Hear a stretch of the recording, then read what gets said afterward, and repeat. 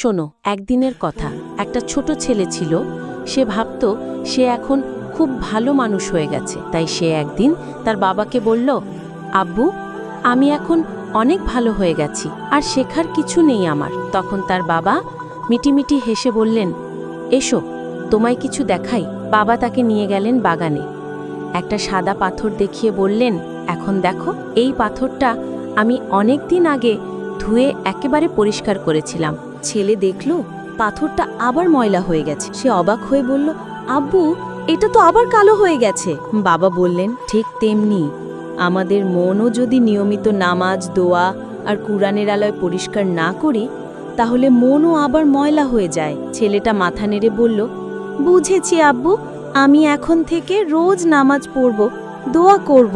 এইভাবেই ছোট্ট ছেলেটা শিখে গেল, ভালো থাকার জন্য, মনকে সাদা রাখার জন্য আমাদের নিয়মিত আমল করতে হয়। বন্ধুরা, তোমরাও না হয় আজ থেকেই শুরু করো। নামাজ, কুরআন তেলাওয়াত আর ভালো কাজ দিয়ে মনকে রাখো একদম সাদা আর সুন্দর। বন্ধুরা, ভিডিও ভালো লাগলে প্লিজ সাবস্ক্রাইব করে পাশে থেকো।